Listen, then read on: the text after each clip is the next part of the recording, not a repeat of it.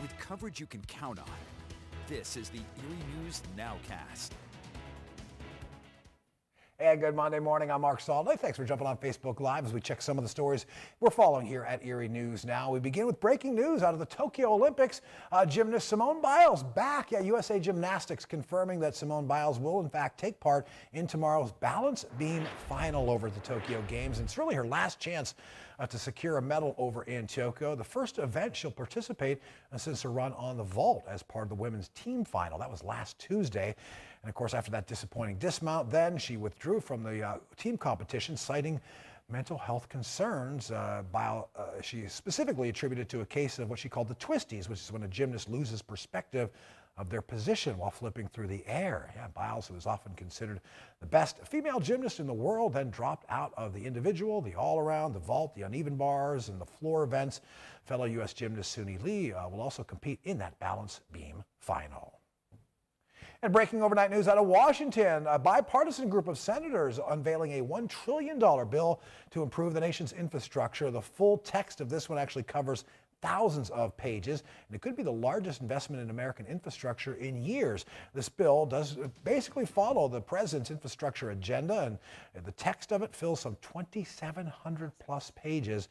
$550 billion in new spending over 5 years contained in the plan. It includes money for roads, bridges, public transportation, water infrastructure, airports, the electric grid, broadband internet access, just some of the things contained in this infrastructure bill. And after some amendments, senators could actually vote on it all by the end of this week. And as we start off a new week, Crawford County right here in northwest Pennsylvania still on that short list of counties in the Keystone State with what the CDC considers a high level of community transmission of COVID-19. Now, technically, according to the CDC, Crawford County should be going back to wearing masks indoors regardless of vaccination status. It's Crawford and Cameron counties highlighted in red on the CDC map. Again, the only two counties in Pennsylvania with that high level of COVID transmission. 5 other counties in PA have what the CDC calls substantial transmission. Now, last week, the CDC said those spots with substantial or high transmission rates should go back to masking up indoors regardless of vaccination status. The two main factors in determining the status for those counties: new cases per 100,000 people, along with the positivity rate of any new COVID tests administered over a 7-day period. We're now dealing with a virus that has an extraordinary capability of spreading from person to person. We're looking to some pain and suffering in the future because we're seeing the cases go up. Yeah, those words from Dr. Anthony Fauci, pain and suffering. For the first time in months, the U.S. now recording over 100,000 new COVID cases a day. That Delta variant really to blame here. Now in the U.S., hospitalizations were up nearly 50% in just the last week. 97% of those patients unvaccinated. Experts say the vaccine is still the best weapon to fight the pandemic. At this point, the CDC says only about half of the population's been fully vaccinated. COVID vaccinations also center stage, you could say, at Broadway as the theaters in the Big Apple reopen. 41 Broadway theaters in New York City now require audience members, performers, and even the theater staff to be vaccinated. That will stay in place through the month of October. Guests are going to have to show proof of vaccination just to get in the door. Masks, they say, will also be required for audiences once they're inside those theaters.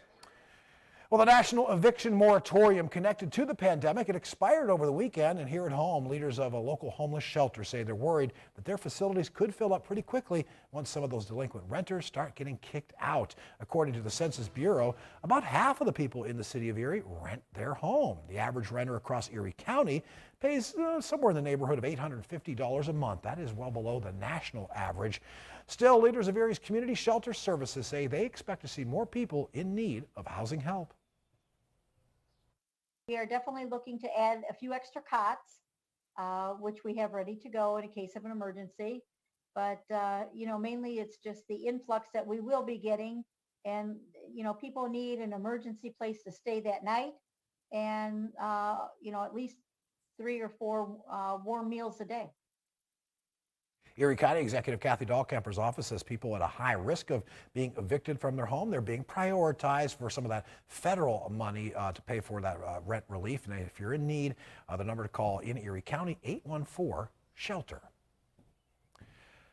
All right, David, we're seeing plenty of sunshine to kick off this new week. Things looking very nice and feeling very nice out there. Right now we're at 70 degrees as we look along Upper Peach Street this morning, and you can certainly see that we've got some folks out and about. I've seen some boats out there in the bay. You can see one right there coming onto the screen. This is where Oliver's our rooftop cam, and we will continue to deal with those nice sunny skies, low humidity levels overall. Temperatures right now still in the 60s, just at 70 degrees here in Erie. You can see middle 60s back there towards Bradford, also into Jamestown. Again, fall-like feelings in the air, at least for early fall standards. You can see across the area that we're still dealing with that fairly low humidity. Now, humidity levels will start to increase as we really go later on in the week. Your work and leisure forecast for today, it's all about that good feeling, really nice for any of those cardio activities. If you're going to the park, possibly heading to the zoo later on this afternoon with the kids, still dealing with that low humidity and unseasonably cool temperatures, and just a nice evening for those grilling plans. Not expecting any sort of rain out there. You can see Futurecast basically confirming that, not just for Monday, but also Tuesday as well. It's on Wednesday, maybe a couple isolated showers try to show up, but we're keeping the forecast dry for the most part as we look ahead over the next several days. And we'll get to that 7-day forecast in just a moment. But for today, you can see temperatures lower in middle 70s, more sunshine overall. Feeling pretty good across Crawford and Warren County for today. Just maybe a couple of scattered clouds out there during the afternoon. We'll talk about the 7-day and when the summertime heat really comes back. That's all in just a few moments. Thank you, David. Well, since the start of the pandemic, Erie News Now has been detailing all sorts of shortages, the impact that those product and service shortages have had on folks in our area. No secret, the service industry overall has been hit especially hard by all of it. And the latest impact could actually affect your happy hour plans. Erie News Now's Elena Jonathan explains. For El Amigo Mexican restaurant owner David Saldana could never imagine that some of the things that would make up a classic Mexican restaurant would be even harder to get his hands on. Coronas, we are having trouble getting Coronas. We get 2 cases, 3 cases a week, and then when it's gone till whenever they get another shipment. 2 to 3 cases of Corona doesn't even make it to Fridays, Saldana explains. On top of it not lasting, they've had to take the beer off their special list until he's able to get more beer more regularly. I can't do the special right now with 3 cases of Corona, so I told him it has to be a regular price because I don't have enough.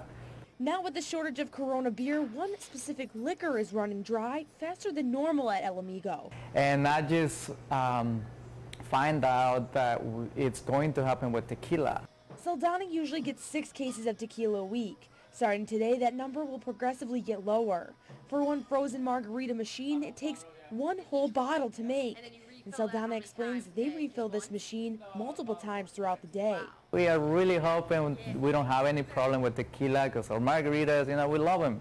So we hopefully don't get ran out of or any tequila.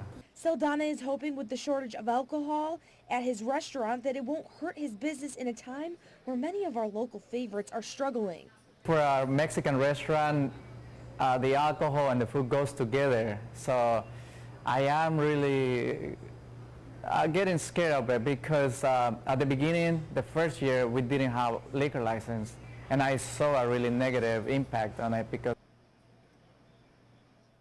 Arlene Jonathan reporting there. From that story about a potential tequila shortage to this next one, all about a new luxury tequila on the market. It actually comes with a sprinkle of 24 karat gold. You got to check out the Clase Azul Spirit's newest release. They call this their gold tequila, a blend that includes an 8-year-old extra añejo aged in bourbon barrels, one-of-a-kind decanter. That's a pretty cool looking bottle, 24 karat gold trim, along with Clase Azul's iconic agave medallion. This one also dipped in gold. This is one of the first limited editions that the folks with this bottle have come up with for the United States consumer market. 6,000 of these bottles of tequila going to be sold for a price tag of $300 a piece.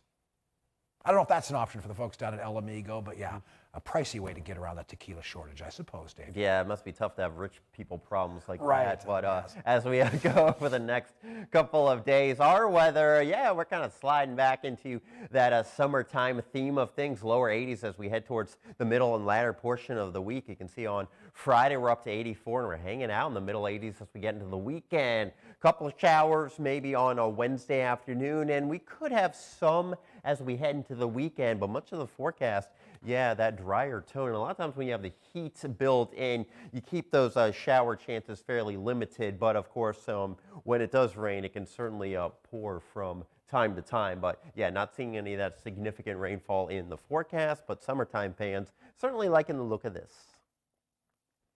Yeah, no doubt. That'll do it for this edition of the NOWCAST. We'll be back on Facebook.